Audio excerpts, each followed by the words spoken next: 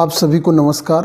रासायनिक अभिक्रिया का हम तीसरा उदाहरण देखते हैं और इसके बारे में जानते हैं कि जो अभिकारक और उत्पाद होते हैं एक्चुअली वो कैसे टूटते हैं और टूटकर जो है कैसे जुड़ते हैं।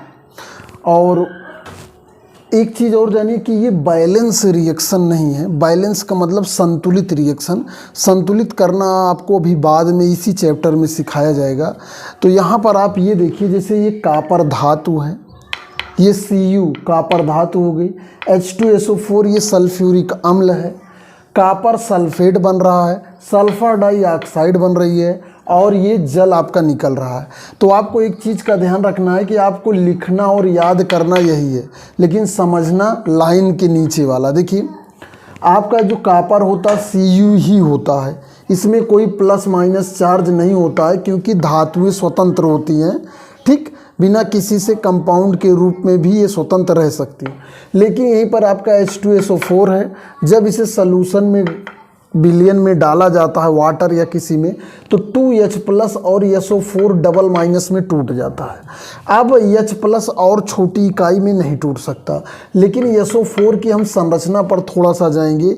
एक सल्फर के साथ जो है आपका 4 ऑक्सीजन जुड़ा हुआ है, एक सल्फर पर आपका 4 ऑक्सीजन जुड़ा हुआ है। ठीक, यहाँ पर देखिए एक सल्फर, बाहरी कोश में सल्फर के 6 इलेक्ट्रॉन होते हैं। बाहरी कोश में सल्फर के जो है 6 इलेक्ट्रॉन होते हैं, तो 6 के 6 ही बॉन्डिंग में पार्टिसिपेट कर रहे हैं। यहाँ पर ये अष्टक के नियम का पालन नहीं करते हैं। आपको बहुत सारे यौगिक और तत्वों के बारे में बताया जाएगा जो अष्टक के नियम के पालन नहीं करते। अगर आप ध्यान से देखेंगे तो ये सहसंयोजक बंध होने से इसके 12 इलेक्ट्रॉन हो जा रहे हैं। 6 तो इसके स्वयं के हैं, 2 यहाँ 2। देखिए अगर देखा जाए तो ये सल्फर के बाहरी कोश में 6 इलेक्ट्रॉन होते हैं, लेकिन ये बंध कितने बना रहा, 2 2 4 और 4 1 5 1 6, 6 दूनी 12 इलेक्ट्रॉन हो गए। तो ये अष्टक के बहुत सारे अपवाद भी हैं। तो उस नियम से जो है यहाँ देखिए एक ऑक्सीजन पर जो है आपका एक बॉन्ड हो गया, एक माइनस हो गया, दूसरे पर एक माइनस हो गया, तो यहाँ पर SO4 डबल माइनस हो गया। अब ये इसी तरह देखिए कॉपर सल्फेट में आपको यहाँ Cu डबल प्लस और SO4 माइनस माइनस, ये इसी तरह तो जो SO2 निकल रहा है सल्फर डाइऑक्साइड। देखिए यहाँ पर सल्फर के जो है आप 4 संयोजकता दिखाई गई। जब ये SO2 बनाता है तो इसमें दो इलेक्ट्रॉन जो है इसके यहीं पर रहते हैं। तो 2 इलेक्ट्रॉन जो रहते हैं आपका, इसमें जो है ऑक्सीजन ज़्यादा इलेक्ट्रोनिगेटिविटी होता है, तो ये माइनस बंध के इलेक्ट्रॉन को अपनी तरफ खींच लेता है, इसलिए इस पे माइनस आ जाता है। और H2O को आप जानते हैं H प्लस और O माइनस में टूटता है।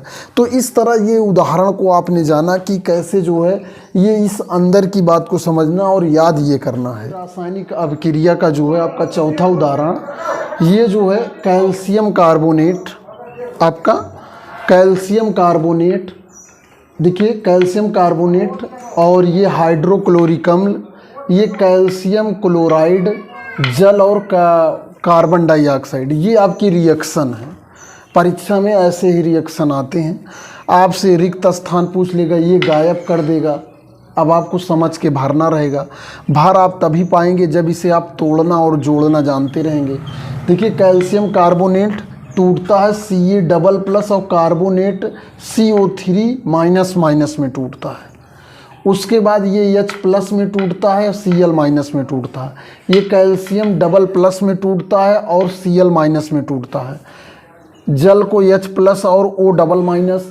कार्बन डाइऑक्साइड एक लीनियर कंपाउंड होता है, इसीलिए मैंने इसे CO करके बता दिया है।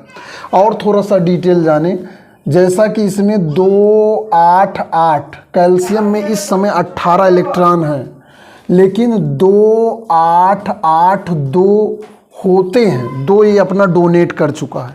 अब हम कार्बोनेट की थोड़ा सा स्ट्रक्चर देख लेते हैं। कार्बोनेट का स्ट्रक्चर इस तरह होता है। कार्बन की 4 संयोजकता होती है, 2 जो है ऑक्सीजन से जुड़ी होती है, एक ऑक्सीजन से, फिर एक ऑक्सीजन से जुड़ी होती है। ये ऑक्सीजन जो है, ऑक्सीजन पर देखिए चिन्ह लगा हुआ है ऋणात्मक, ये किसी का एक इलेक्ट्रॉन ले लिए, ये कैल्शियम के एक इलेक्ट्रॉन इसने ले लिया है, एक इलेक्ट्रॉन इसने ले लिया है। तो इसके भी का आप जानते हैं इसमें 0 है, 1 होता है। क्लोरीन के पास 2 8 8 है, 2 8 7 होता है। हर कंपाउंड के बारे में उसमें इस समय कितने इलेक्ट्रॉन हैं और उसमें कितने इलेक्ट्रॉन होते हैं, इन चीज़ों को बहुत समझना ज़रूरी है, जिससे जो है समझने में बड़ी आसानी होती है। देखिए क्लोरीन क्लोराइड का ठीक उसी तरह होगा, कैल्शियम उसी तरह होगा। कार्बन डाइऑक्साइड का स्ट्रक्चर उधर मैंने बनाया हुआ है। कार्बन डाइऑक्साइड ऐसे करके लीनियर कंपाउंड होता है, ये लीनियर कंपाउंड होता है। तो ये नीचे वाली बातें आप दिमाग में धीरे धीरे सीखते रहें उदाहरण के माध्यम से, जिससे ये आपका क्लियर होता रहे। और ये जानिए कि ये रिएक्शंस आपकी आगे की कक्षाओं में, कंपटीशन में, उसके बाद जो है किसी भी तरह का आप कोई भी पढ़ाई करेंगे वहाँ पर आपको सूक्ष्म रूप में, व्यापक रूप में, विस्तृत रूप में केमिस्ट्री के दर्शन होने तय हैं। अगर आप इन चीज़ों को याद रखेंगे तो कभी नहीं भूलेगा, सारे कॉन्सेप्ट अपने आप याद होते रहेंगे। नंबर जो है अगला देखिए, अवक्रिया में, रासायनिक अवक्रिया में देखिए यहाँ पर क्या है, सिल्वर नाइट्रेट पोटेशियम क्लोराइड से रिएक्शन कर रहा है।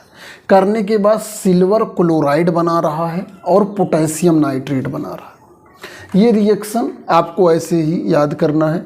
इसमें हो क्या रहा है, जब सॉल्यूशन में ये दोनों मिलाए जाते हैं तो सिल्वर Ag+ में टूटता है और नाइट्रेट NO3- में टूटता है, K+ में टूटता, Cl- में। एक चीज़ का ध्यान रखिएगा, ये वाला प्लस और ये वाले प्लस में आप अंतर करना सीखिए। देखिए Ag+ भी लिखा, यहाँ भी प्लस लिखा है, उसके बाद यहाँ भी प्लस लिखा, यहाँ भी प्लस लिखा, यहाँ भी प्लस लिखा है, यानी कि लिखने में आप भ्रमित ना हुए होगा। इस प्लस को आपको जानिए। देखिए ये जो प्लस लिखा हुआ, ये बीच में प्लस लिखा हुआ है, और जब हम इस दोनों को तोड़ते हैं तो उसके बीच में एक प्लस आ जाता है। इसको तोड़ते हैं तो इसके बीच में एक प्लस आता है, लेकिन तोड़ने के बाद आयन पर भी +- आ जाता है। तो यहाँ पर Ag+ है प्लस NO3- और ये वाला प्लस K+, और इन दोनों को तोड़े हैं तो इनके दो, ये प्लस बना, ये बताता है कि संभावना जुड़ने की भी है। ये बहुत ही मिली सेकेंड्स के लिए जो है अपना टूटते हैं, मिली सेकेंड्स के लिए। उसके बाद उसी तरह इस Ag+ और Cl- में टूटता है, K+ और NO3- में टूटता है, जिसे नाइट्रेट आयन कहते हैं। अब ध्यान दीजिए, जो सबसे महत्वपूर्ण है यहाँ पर नाइट्रेट की संरचना है। देखिए N जो है एक ऑक्सीजन से डबल बॉन्ड से जुड़ा रहता है, दूसरे ऑक्सीजन से जो है सिंगल, फिर तीसरे ऑक्सीजन से सिंगल। लेकिन जो माइनस चार्ज होता है इन दोनों पर कॉमन रूप से होता है, इसलिए यहाँ हम इसे ऊपर लिख देते हैं। इसका एक्सप्लेनेशन फॉर्मल चार्ज के मेथड से किया जाता है, यहाँ पर इसकी कोई ज़रूरत नहीं है। लेकिन आप इतना जानिए, संरचना को जानते रहिए, क्योंकि ज़िंदगी में बहुत सारी चीज़ें देखते देखते हम जानने लगते हैं। तो आप इसको जो मैंने लिख दिया नीचे, लिखते रहिए, उतारते रहिए और इसको बना लीजिए। धीरे धीरे आप भी बनाना सीख जाओगे। ये आपकी रिएक्शन है। इस तरह से जो है मैंने रासायनिक अभिक्रिया के बारे में बता दिया। तो अब रासायनिक हम जो है समीकरण के बारे में अध्ययन करेंगे। आपने इतना जो है 4-5 उदाहरणों से अच्छी तरह जो है अभिक्रिया, यानी कि रासायनिक अभिक्रिया जिसमें अभिकारक मिलकर उत्पाद को बनाते हैं, ये आपके अभिकारक वो हो गए उत्पाद। लेकिन कैसे बनते हैं डिटेल यहाँ पर है। इस वीडियो में इतना ही। मैं गुलाब चंद मौर्य, साइंस टीचर। धन्यवाद।